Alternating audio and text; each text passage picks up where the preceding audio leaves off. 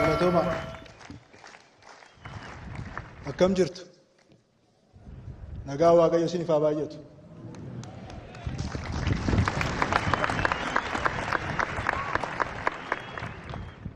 Kabajamoo Looreeta nagaa addunyaa goota keenya muummee ministeera mootummaa federaalaa Dimokiraatawaa Riippaabilika Itoophiyaa Dr. Abiy Ahmed, kabajamoo obbo Taaggasa Caafoo Afyaayii mana maree bakka bu'oota uummataa, kabajamoo obbo Aganyoo Tashaagar Afyaayii mana maree federeeshinii, kabajamoo obbo Tamasgan Xurunee ittaanaa muummee ministeera mootummaa federaalaa Dimokiraatawaa Riippaabilika Itoophiyaa, kabajamtoota hooggantoota olaanoo mootummaa naannoo fi mootummaa federaalaa, hundaa ol immoo kabajamtoota ummata Wallaggaa baga Waaqayyo nu gargaaree haala kanaan asitti wal arginee isiniin jechuun barbaade.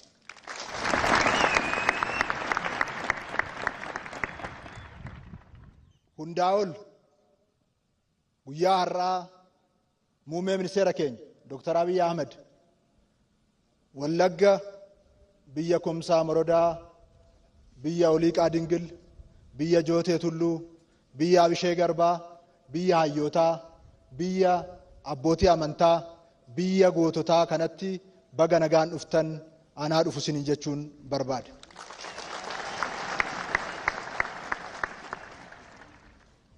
Uummanni keenya bu'aa bayii hedduu keessatti rakkoolee jiran dandamatee mootummaa isaa cinaa dhaabbatee jijjiirama olaanaa fidee jira. Har'as immoo isin haala kanaan magaalaa Naqamteetti diinnis firris haala arguun uummanni keenya haala kanaan isin simmachuuf bahee jira. Baga nagaan nu dhuftanii, baga haala kanaan asitti nuuf argamtanii irra deebi'ee isiniin jechuun barbaade. Waggoottan darban biyya keenya Itoophiyaa biyya rakkoo guddaa keessa turte, kufaatii hammana hin jedhamne keessa turte. Gaggeessummaa muummee ministeera keenyaatiin, gaggeessummaa paartii keenya paartii badhaadhinaatiin biyya waa hundi humnaan itti hiikamu keessatti beekumsaan nagaadhaan hoogganuudhaan addunyaa irratti biyya waraanaan beekamtu oduu hin taane biyya nagaadhaan beekamtu gochuudhaan Looreeta nagaa addunyaa nuuf taatanii jirtu. Biyya hiyyummaan hammana hin jedhamne keessatti beekamu, biyya kadhaa qamadiidhaan beekamtu, qamadii oomishtee addunyaa irratti beekamtii olaanaa akka argattu nuuf taasistanii jirtu. Maqaa ishii hiyyummaa kadhannaa qamadii irraa qamadii oomishuutti ceesistanii jirtu. Biyya gogiinsa olaanaadhaan miidhaa guddaa irra turte, ashaaraa magariisaa dhaabuudhaan biyya uumama faana jiraattu ta'uu ishii addunyaadhaaf agarsiistanii addunyaa fuulduratti kabaja uummata keenyatti turtaniittu. Harka mirgaatiin misooma, harka bitaatiin nageenya kabachiisaa maqaa biyya keenyaa jijjiiruudhaan uummanni Oromoo uummata biyya diigoduu hin taane biyya ijaaru, uummata biyya kufte kaasee sadarkaa olaanaatti ceesee badhaadhina fidu akka ta'e qabatamaadhaan nu hooggantanii nutti agarsiistanii jirtu. Muummee keenya isinitti boonnaa, isin kabajnaa, isin jaalanna jechuun barbaade.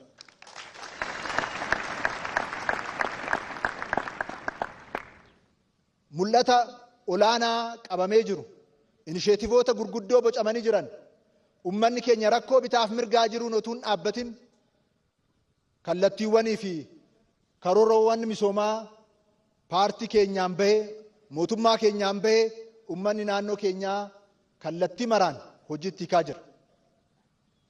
Biyyi kunis jijjiirama olaanaa keessa akka galtu taasisuudhaaf hooggansa muummee keenyaa jalatti ijaaramee kaabaa kibbaa baadhiyaa qormaatilee jiran hunda dandamachuudhaan ce'umsa olaanaa keessa galaa jira.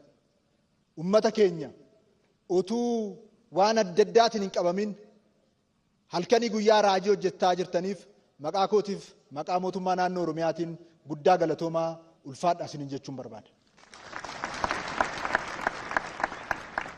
Uummanni keenya, sabni keenya kallattii maraan biyya kana ceessee badhaadhina hunda galeessa milkeessee Itoophiyaa waggoottan gabaabaa keessatti addunyaa faana biyya dorgomtu, biyya waa hundaan ce'umsa olaanaa fidduu akka taatuuf cimina addaatiin utuu waan xixiqqoo hojjetameen of hin dagatin kaayyoo fi galma olaanaa qabanneef hundi keenya iyyuu harka wal qabannee hojjechuu danda'utu nurra jiraata. Rakkoo kallattii adda addaatiin qe'ee keenya diiguudhaan saba keenya wal nyaachisuudhaan saba keenya dadhabsiisanii warra deebi'anii nurratti fe'amuu barbaadan hunda ummanni keenya fuuldura dhaabbatee qabsaa'aa aarsaa kaffalaa tokkummaa keessoo keenyaa fiduudhaaf rakkoo keessoo keenyaa hiikkachuudhaaf kallattii maraan aarsaa hammana hin jedhamne ummata kaffalaa jiru. Hundaa ol lixni Oromiyaa akka kallattii adda addaatiin maqaan adda addaatti baafamuudhaaf yaalamu duntaan kan beelee kan itti dhiyeessu, kan rakkate kan itti hirkatu, kan dadhabe dhufee kan itti bayyanatu biyya gubbaan isaas warqee jalli isaas warqee ta'edha. Ummanni isaas warqee ta'edha. Ummata gootni kun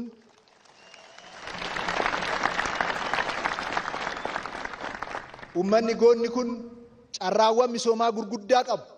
Mootummaa isaa cinaa hiriiree keessattuu waggoottan darban xiyyeeffannoo addaa muummeen keenya taasisaniin pirojektoota gurguddoo asitti kennaman harka tokkoon wal qabannee yoo hojiitti hiikne nagaa keenya mirkaneessaa yoo deemne Wallaggi iddoo Itoophiyaanonni hunduu itti aara galfatan biyyaaf itti kadhatamu addunyaadhaaf itti kadhatamu biyya namni fi waaqni iddootti itti araaramu biyya dhiigni itti dhangala'u duun taane biyya boqonnaa biyya araaraa biyya jaalalaati. Kanaaf ummanni ibidda guddaadhaan utuun qoramin ce'umsa olaanaa keessa galaa jiru kana qabannee lixa Oromiyaa irratti akka mootummaa naannoo keenyattis xiyyeeffannoo olaanaa kennuudhaan jijjiirama guddaa akka finnu asumaan muummee keenya fuulduratti isinii mirkaneessuun barbaada. Baay'een isin jaaladhaa, baay'een isin kabajaa. Waaqayyo isin haa eebbisu. Galatooma. Ulfinaa fi kabaja olaanaadhaan ummata isaan jaalatu fuulduratti as ba'uudhaan ergaa akka isiniif dabarsan jaalala olaanaadhaan muummee ministeera keenya kabajaan affeera.